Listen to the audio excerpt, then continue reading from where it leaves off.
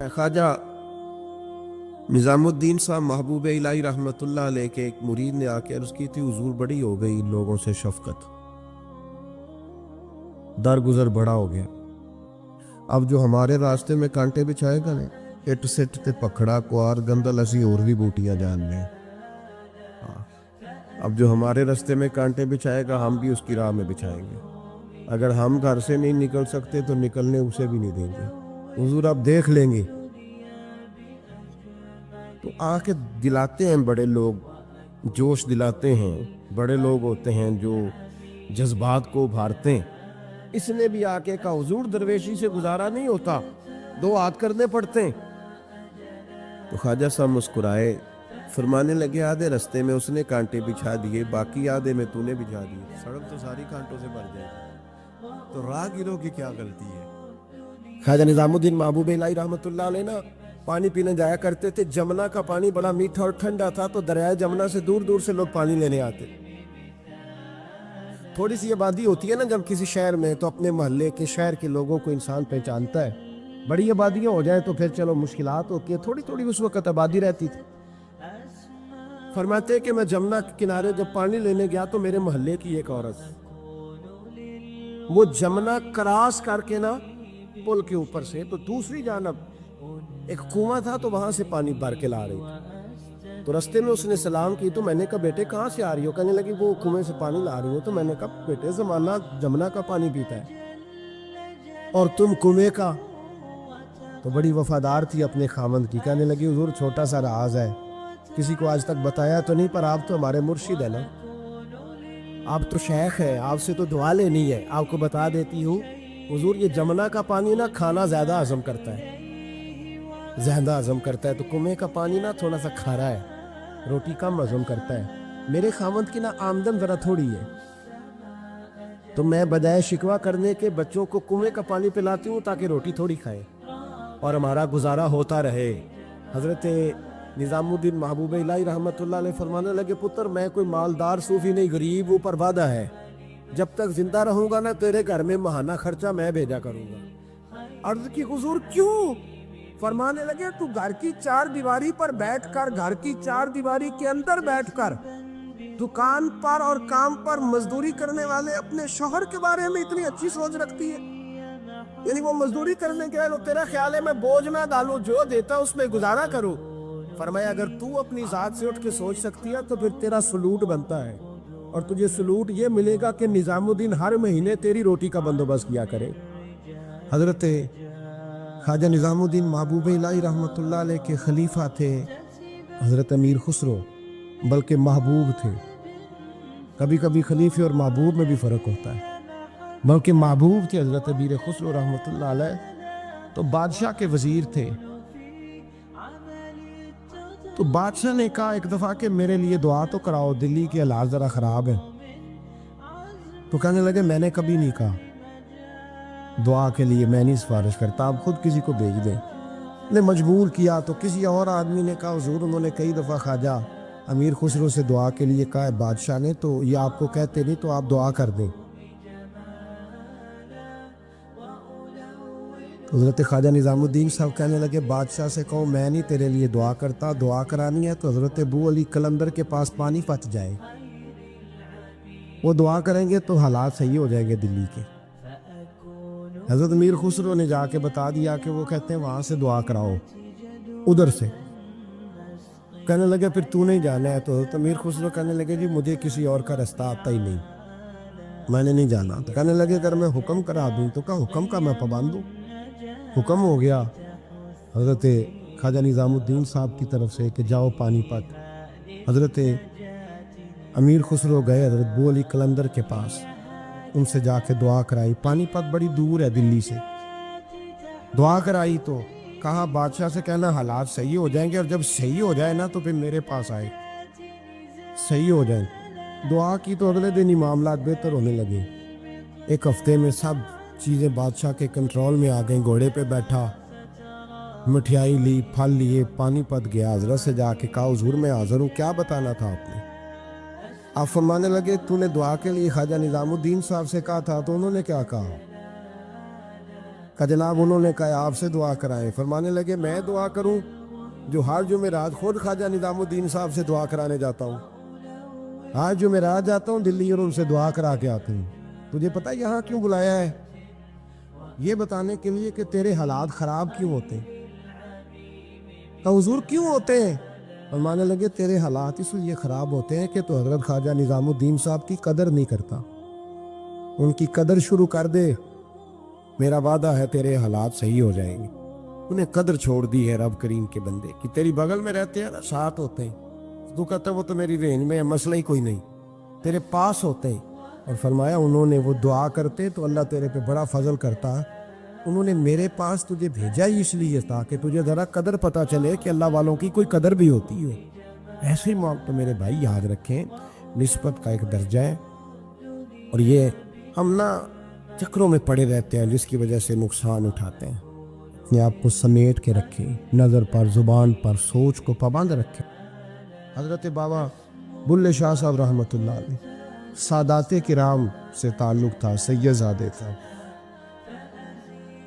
سادات کرام کو اللہ یہ عزت دیتا ہے کہ پیدائشی طور پر بھی ان لوگوں کے پاس سند ہوتی ہے کہ ان کی عزت کرنا امت پہ ضروری ہے. تیری نسل پاک میں ہے بچہ بچہ نور کا, تو ہے نے نور تیرا سب گھرانہ نور کا.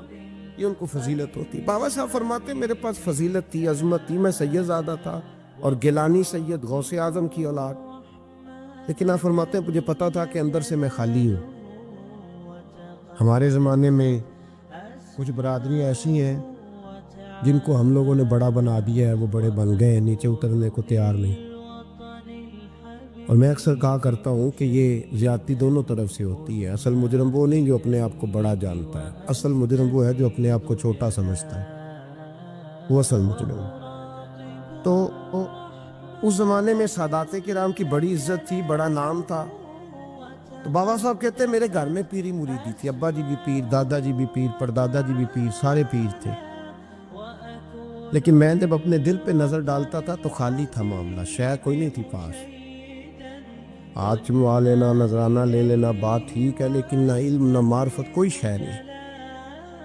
اور فرماتے ہیں میں نے جب پلٹ کے دیکھا نا, پورے علاقے پہ نظر ڈالی تو ایک درویش بابا, ایک سادہ بابا سائیں عنایت قادری, جس کی کوئی بڑا نام نہیں, کوئی بڑی برادری نہیں, اور کام اس کا کیا ہے, رمبا لے لیتا اور سارا دن کھیتوں میں محنت کرتا.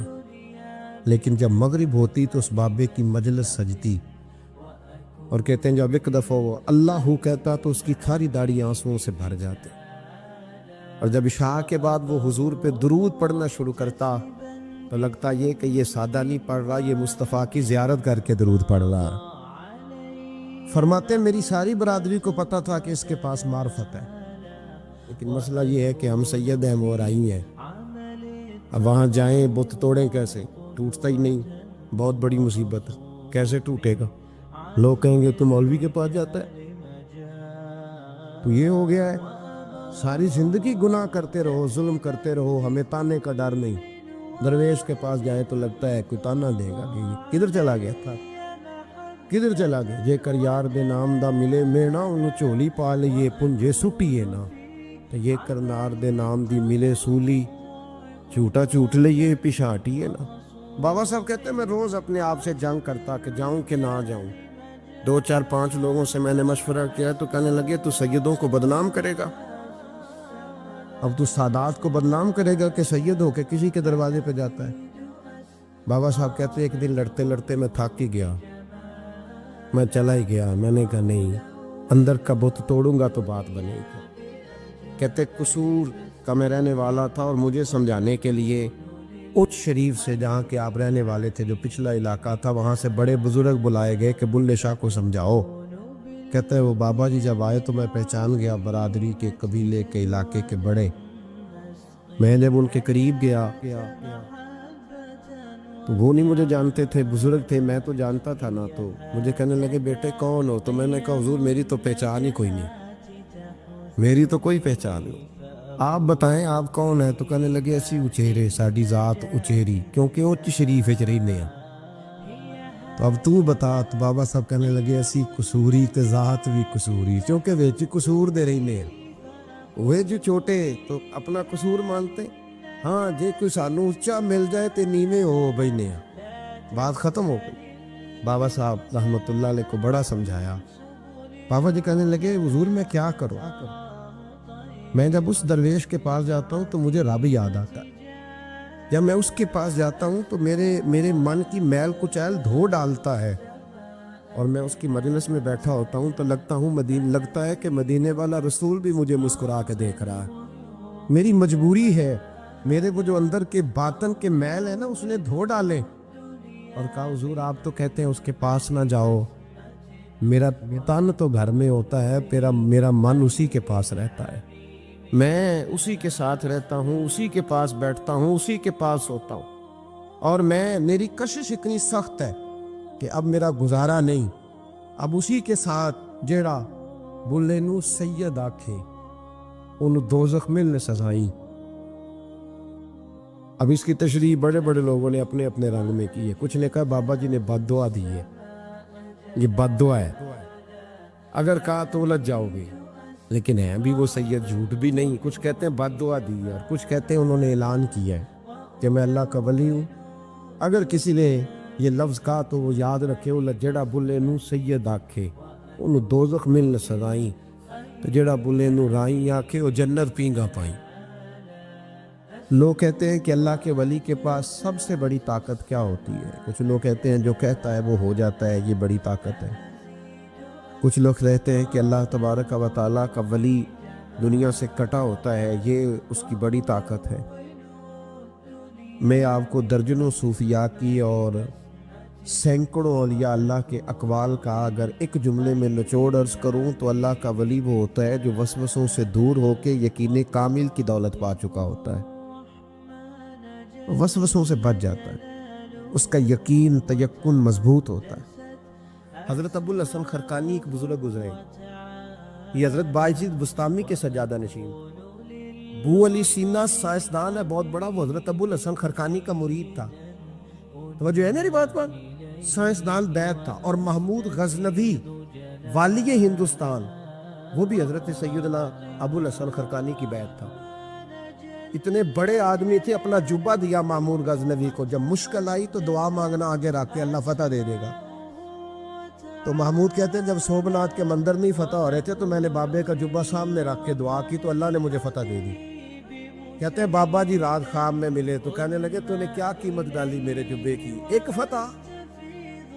کہا حضور کیا مطلب؟ فرمانے لگے تو میرا جبہ سامنے رکھ کے دعا کرتا کہ یا اللہ ہندوستان کے سارے کافر مسلمان ہو جائیں تو اللہ نے توفیق ایمان دے دینی، یہ تو نے کیا دعا مانگی ہے؟ پر دامنی پہ شیخ ہماری نہ جائیے، ہم دامن میں چھوڑ دیں تو فرشتے وضو کریں، یہ کیا بات کر دی؟ ایک فتح۔ بہرحال بہت بڑے بابا جی تھے، لیکن ان کی زوجہ بڑی سخت مزاج تھی، سخت ڈاڈی عورت۔ ایک بندہ نا 3 مہینے کا سفر کر کے ان سے ملنے آیا، دروازے پہ دستک دی، اماں جی اندر سے بولی کون ہے دروازے پہ؟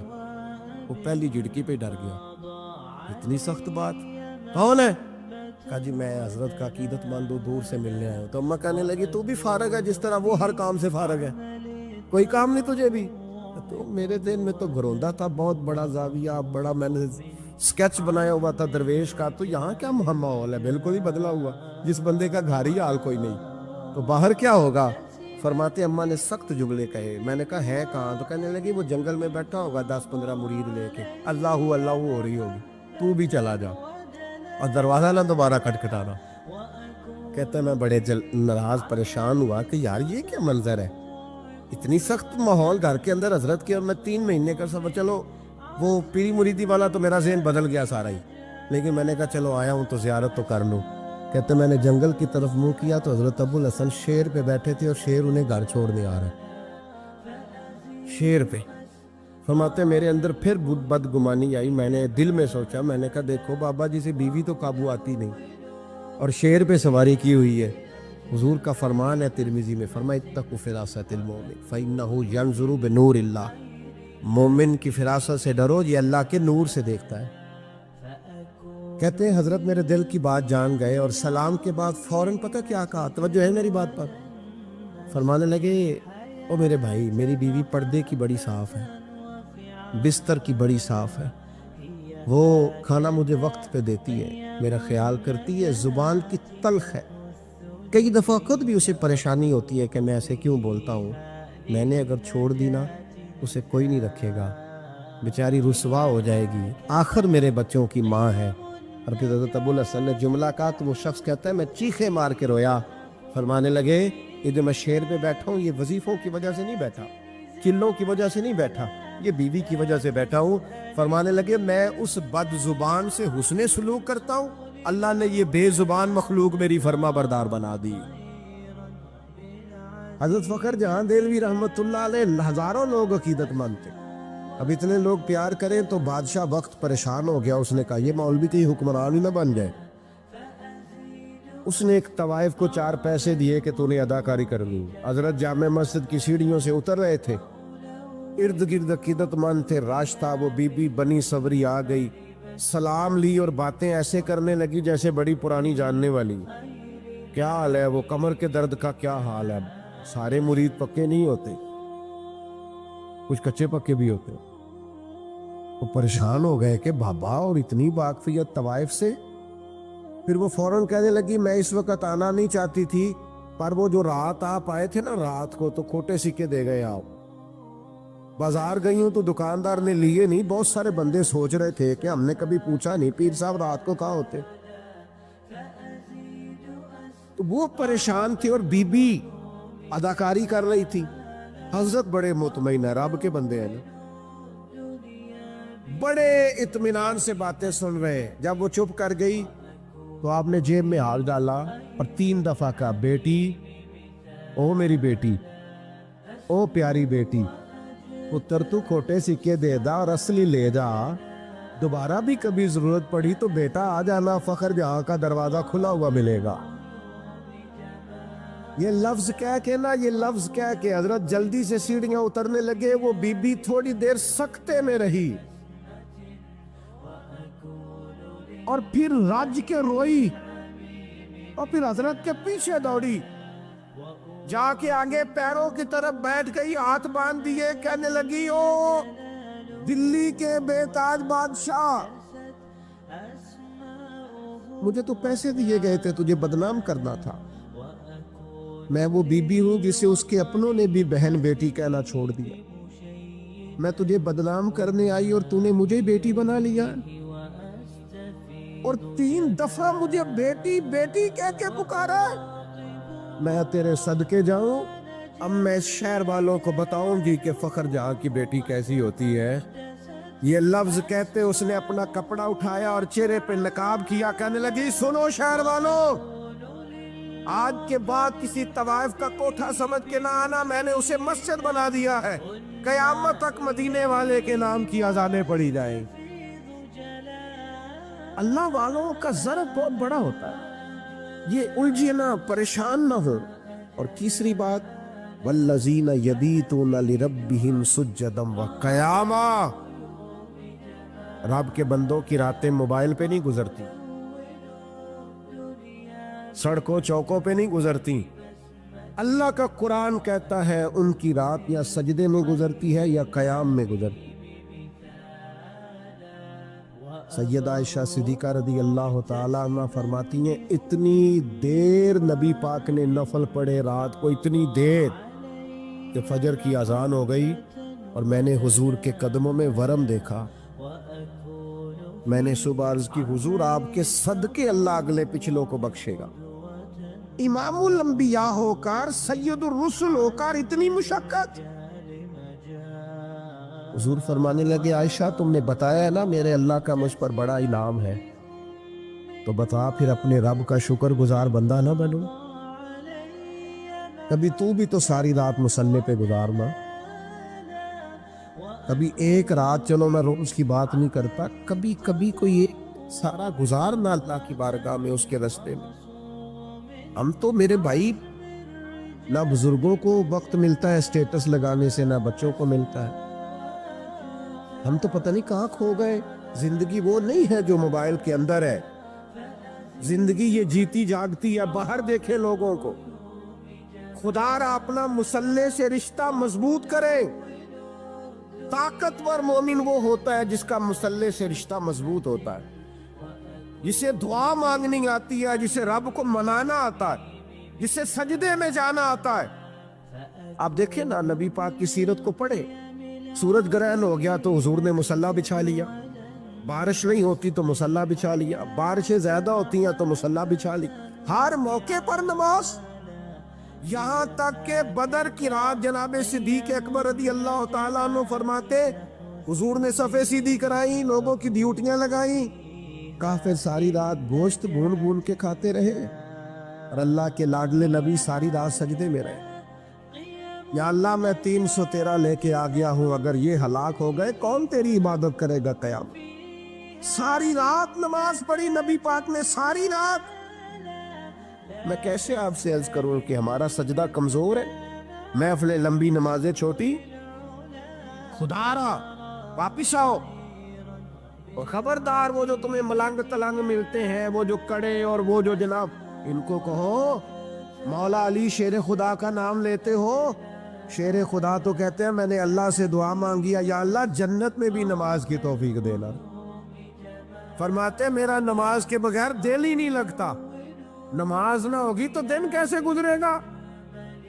نبی پاک صلی اللہ علیہ وسلم کی حدیث ہے مسلم میں، طبرانی میں، حضور نے فرمایا آؤ میں تمہیں پچھلے زمانے کے ایک ایماندار نوخیز ولی اللہ کی بات سنوں۔ پچھلے زمانے، حضور نے فرمایا پچھلے زمانے میں ایک بادشاہ جادو کے زور پہ حکومت کرتا تھا۔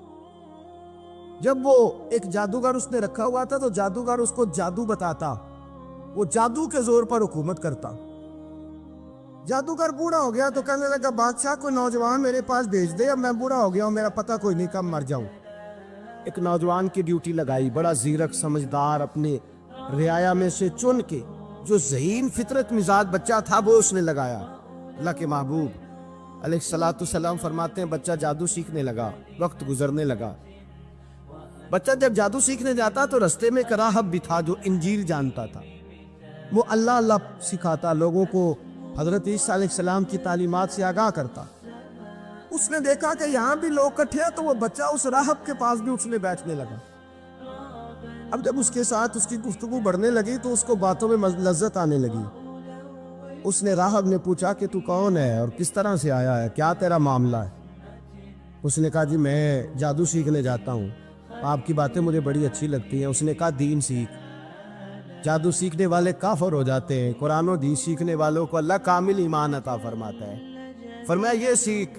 بچہ بیٹھنے لگا، اس کے پاس آنے لگا، باتیں دل میں گھر کرنے لگی۔ ایک وقت آیا کہ مسلمان ہو گیا، اور مسلمان کیسے ہوا؟ بچہ کہتا ہے میں تجربہ کر کے ہوا، اب میں تھوڑا سا وقت جادوگر کے پاس بھی جاتا اور باقی سارا وقت وہاں بیٹھتا تھا۔ میں ایک دن جا رہا تھا تو رستے میں اژدہا تھا، بہت بڑا سانپ تھا، رستہ روک کے کھڑا تھا۔ یہ حضور نے بیان کی حدیث۔ نبی پاک صلی اللہ علیہ وسلم فرماتے ہیں بچہ کہتا ہے کہ رستے کے اندر سانپ ہے، رستے بند ہے، لوگ چھتوں درختوں پہ چڑھے، ہراش ہے۔ کہتے چھوٹا سا روڑا میں نے اٹھایا تو میں نے کہا اللہ اگر جادوگر سچا ہے تو اسے مار دے۔ چھوٹا سا روڑا میں نے پھینکا، اژدہا کوئی نہ مرا۔ پھر چھوٹا روڑا اٹھایا، میں نے کہا اللہ اگر وہ عالم سچا ہے تو اسے مار دے۔ اب جب میں نے روڑا مارا تو اژدہا مر گیا۔ میرے اندر سے گواہی آئی نہیں، دین کی باتیں سچی ہیں، نہیں قرآن کی باتیں اسلام سمجھانے کے لیے عرض کر رہا ہوں، اگرچہ اس دور میں انجیل تھی، اللہ رسول کی باتیں اچھی ہیں۔ کہتے میں مسلمان ہو گیا، اب میں نے راہب کے پاس ہی رہنا شروع کر دیا، جادوگر کے پاس چھوڑ دیا۔ اس بچے نے آنا، بادشاہ پوچھتا کہاں زیادہ وقت گزارتے ہو، تو بات گول کر دیتا۔ وقت تیزی سے بڑھنے لگا، اللہ نے اس نوجوان میں طاقت پیدا کر دی۔ اب وہ اس کے اندر نا اللہ نے توانائی، روحانیت پیدا کر دی۔ ابھی جوان ہے، 14-15 سال عمر ہے۔ اللہ نے اب جو بیمار بھی آتا وہ دعا کرتا تو اللہ صحت عطا کر دیتا، جو بھی آتا۔ بادشاہ کا ایک درباری تھا، بادشاہ کو پنکھا جلتا تھا، اندھا ہو گیا، کوئی ایسی تکلیف آئی کہ نابینا ہو گیا، بڑے علاج کرائے، شفا نہیں ہوئی۔ کسی نے اس بچے کا پتہ بتایا کانوں میں، اس کے پاس گیا تو بچہ کہنے لگا شفا تو ہو جائے گی پر کلمہ پڑھنا پڑے گا، مسلمان ہونا پڑے گا، جس پیغمبر کا میں غلام ہوں تجھے بھی بننا پڑے گا، دین پہ عمل کرنا پڑے گا، اللہ شفا دیتا ہے۔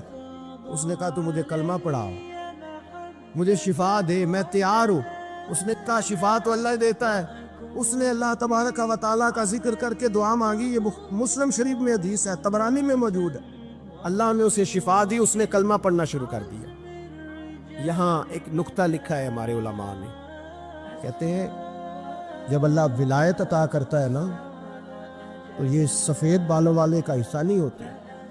اگر جوانی میں کوئی آدمی توبہ کر کے تصوف کے راستے پہ چلتا ہے تو سب سے زیادہ ولایت اللہ اسے عطا فرماتا ہے، سب سے زیادہ ولایت اس کے پاس ہوتی ہے۔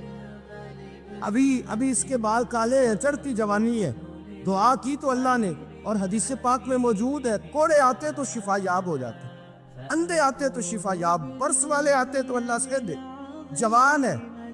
بادشاہ کے پاس وہ واپس گیا، وہ جو آدمی جس کی آنکھیں ٹھیک ہوئی تھی، بادشاہ نے پوچھا کہ کیسے شفا ملی؟ تو کہنے لگا میرے رب نے شفا دی۔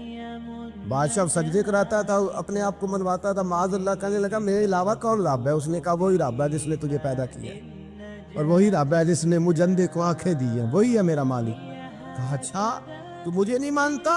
کہا نہیں، میں اپنے رب کو مانتا ہوں۔ بادشاہ نے اسے سزا دی، ستایا، اس نے بچے کا پتہ بتایا، پھر بچے کو بلا کے ستایا تو اس راہب کا پتہ بتایا، راہب بھی قتل ہو گیا، نابینا بھی قتل ہو گیا۔ بادشاہ نے کہا سپاہیوں سے اس بچے کو لے جاؤ اور پہاڑ کی چوٹی پہ جا کے نیچے پھینکو تاکہ مر جائے۔ بچہ پہاڑ کی چوٹی پہ گیا تو ہاتھ اٹھا کے کہنے لگا یا اللہ میرے لیے نہیں اپنے لیے، میرے لیے نہیں اپنے لیے انہیں اپنی قدرت کے جلوے دکھا، میرے لیے نہیں۔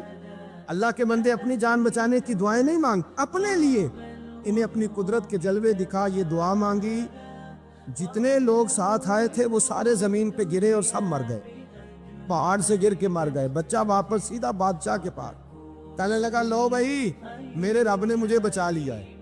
جوان کا ایمان دیکھو، میرے رب نے مجھے، بولو میرے اللہ نے مجھے ایمان کی گواہی دے رہا ہے، میں بچ کے آؤں، تو جھوٹا ہے، میرا رب سچا ہے۔ اس نے کہا لے جاؤ اس کو دریا میں، کشتی میں بٹھاؤ، بیچ دریا کے جا کے دھکا دے دو۔ بیٹھے کشتی میں، دریا کے بیچ گئے، اور جب جا کے وہاں اس کو دھکا دینے لگے تو اس نے کہا اللہ میرے لیے نہیں اپنے لیے انہیں اپنی قدرت کے جلوے دکھا۔ بس ایک طوفان سا آیا، جتنے سپاہی ساتھ آئے تھے ڈوب کے مر گئے۔ وہ بچہ اٹھا اور سیدھا پھر بادشاہ کے پاس، اسی کے پاس، کہنے لگا لو بھائی میرے رب نے مجھے بچا لیا ہے، تیرے پاس آیا ہوں۔ وہ کہنے لگا تو کیا مصیبت میرے گلے پڑ گئی ہے، کیسے جان چھوٹے گی؟ تو بچہ کہنے لگا اگر تو مجھے باندھے درخت کے ساتھ اور سارے ملک کو بلائے، لوگوں کو اکٹھا کرے، پھر تو مجھے تیر مارنا، میں تجھے بتاؤں گا کیسے مارنا ہے، میں مر جاؤں گا۔ اللہ کا بندہ نوجوان، ایمان دیکھو، مرنے کے طریقے بتا رہا ہے، میں تجھے بتاؤں گا میں کیسے مروں گا۔ یہ بات کہی، بادشاہ نے سارا مجمع جمع کیا، ملک سارا باہر آ گیا، درخت کے ساتھ باندھ دیا۔ کہنے لگا بھائی لوگوں یہ مجھے مارنا چاہتا تھا، مار نہیں سکا، اب میں اسے بتانے لگا ہوں کہ میں کیسے مروں گا۔ اسے کہو جب تیر مارے تو صاحب میرے رب کا نام بھی لے، میں اپنے رب کے نام پہ جان دوں گا، ایمان کی پختگی میں اللہ کے نام پر جان دوں گا، اسے کہو رب کے نام پہ مارے، مر جاؤں گا۔ بادشاہ نے اللہ کہہ کے تیر مارا، پیشانی میں لگا، بچے کی روح پرواز کر گئی، جتنا مجمع کھڑا تھا سارا کلمہ پڑھ کے مسلمان ہو، سارے مسلمان ہو، سارے۔ میرے رسول پاک سید عالم صلی اللہ علیہ وسلم نے نوجوانوں کو بتایا جب تمہارے اندر ایمان کی قوت آئے گی تو اللہ تمہاری مدد کرے۔